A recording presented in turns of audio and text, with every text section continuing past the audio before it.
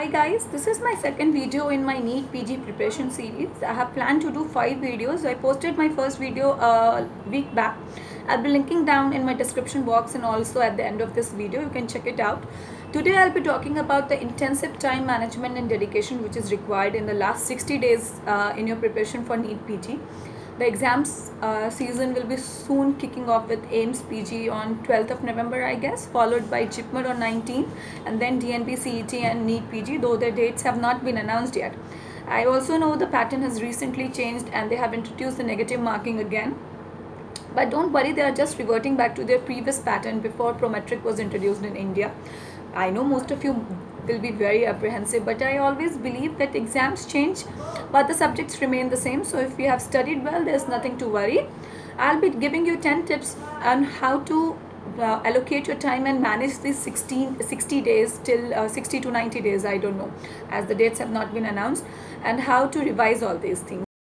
So first and foremost important thing is that you have to allocate your time very well, because this is the time when you'll have to do your second or maybe third preparation for someone else, and then you have to revise or go through your AIMS and PG questions, and then again revise and be mentally prepared for NEET PG. So I believe from 1st October till 31st October you should plan to revise, do a second or thorough revision of all the subjects. Now you have to consider three important things here. First is that these revisions should not be haphazard. You should have a pre-made plan on how you are going to do it and in which dates you're studying which subjects. Second is that you should always adjoin the similar subjects. Like when you are studying anatomy, you can also revise surgery along with it, because many of the questions that you encounter in surgery are the surgical anatomy questions, so they are like allied subjects, so you can do that. Or also another example is pathology with medicine. Third important point is this, that you can always do, like when you are studying two major subjects, like when you did anatomy and surgery, you can always break it with a minor subject, which will take the load off your mind of doing all the major subjects at once. So now second is that this is not the time to study from your Harrisons and Robbins and Ganons and stuff like that. You can't go to those grunts at present. You have to study from your notes, from your charts and all the lists that you have made, because this has to be a very quick revision. You can't build concepts right now. So even my third point isn't just an extrapolation of the second important tip that I gave you, that this is the time when you have to study where you want to retain everything.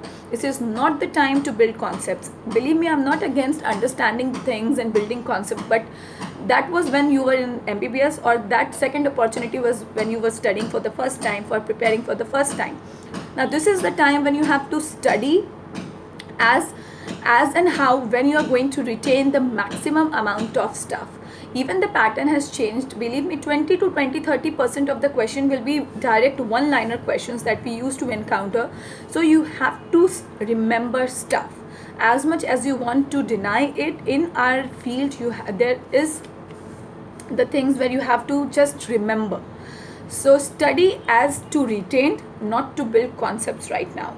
My fourth important tip is that don't get stuck up with a single query. Suppose there are questions which have different answers in different books. Now there might be a question in OBGY which Sakshi Arora is giving a different answer to you, and your Datta is giving a different value, and what notes that you have got from your coaching classes gives a different value. Now what are the odds of getting that single question? It's very minimal. So you don't need to waste your important precious time on searching what is the right answer for one single query. Even if you get that question in your examination and suppose you mark it wrong or you leave it, it will be just one question. So but then sometimes your mind just gets boggled in a single concept. So refrain from doing that. Whatever you are not able to understand, or whatever queries that you have, this is not the time to correct those queries. You just leave it and move forward. You have to let it go. You have to let go. Some things have to be let go on, and you have to move forward and revise what you know.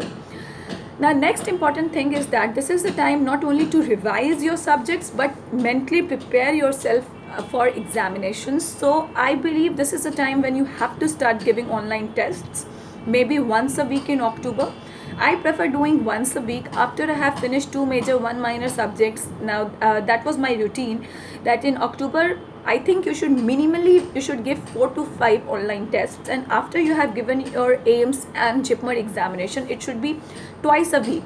So you will get accustomed for sitting for 3 hours and focusing and answering all the questions.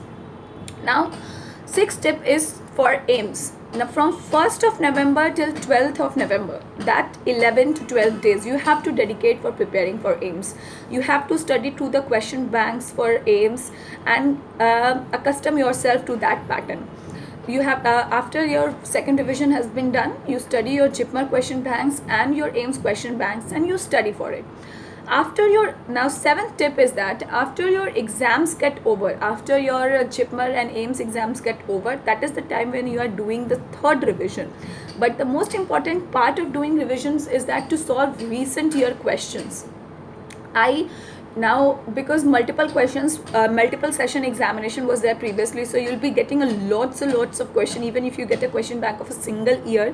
And believe me, there are tremendous amount of repetitions, at least 5 to 10 repetitive questions you will get. And even if the pattern is going to change this time, and it will be a single session examination, and you are thinking that it will be most concept based, but believe me, the previous Mukesh Khanna question banks that used to come, which had old question banks like of 2002 2003, that examination also used to be a single session based examination with negative marking.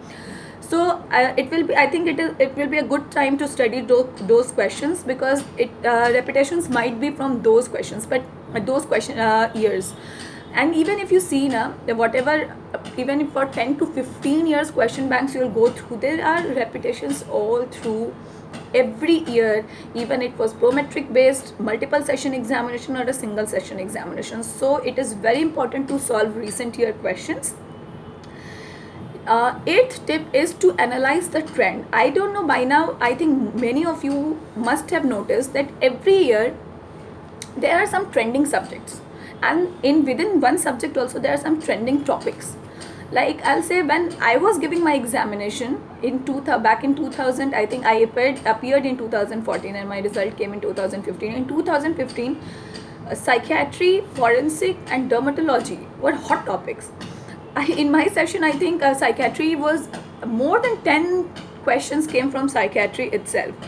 So when you give all these DAMS based question, DAMS online tests and everything, you will be sensing a pattern. And also, like in medicine, during my time, rheumatology was the hottest topic. So you have to sense those which topics are trending, which subjects are trending, and you have to focus on these subjects.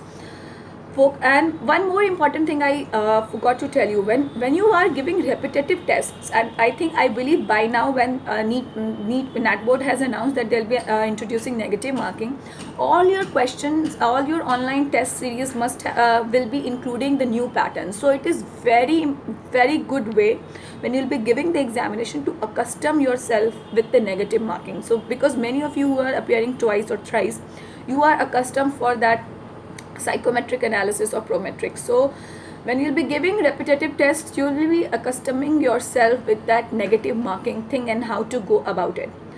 Last, my ninth tip is to brush up your recent updates. Now, whatever the recent updates, I emphasized on this point in my previous video also, and again I'm going to tell you that whatever is the recent update on WHO site regarding the recent epidemics or recent policies which have been introduced, recent programs or amendments which has been done in law by your country, recent change in the classifications like FICO classifications, or some recent research work has been done, you have to emphasize on it. It's like I'm telling you, the questions are going to come from that. At least 2 to 3 questions you should expect from all the recent changes that have been made. And I believe all the coaching centers provide you with the list of recent updates in all the subjects. Please, this is the right time to go through all these recent updates, because at this point of time you are just going to study for your examination, nothing concept based. You have to focus on your examination. Your sole aim is to excel in the examination. So do whatever you can, go through the updates.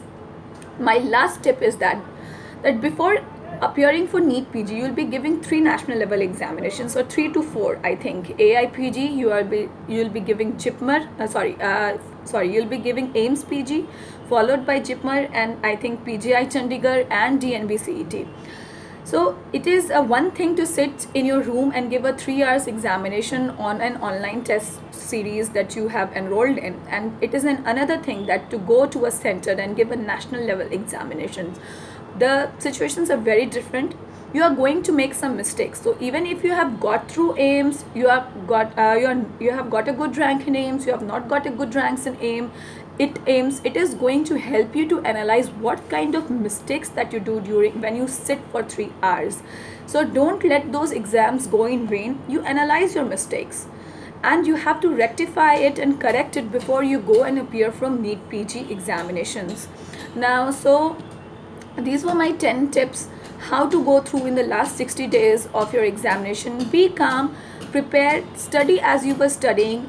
Even if the pattern has changed, you don't need to panic. You just have to keep going with your preparation. And please feel free to contact me if any help is needed. Bye and all the best. Thank you.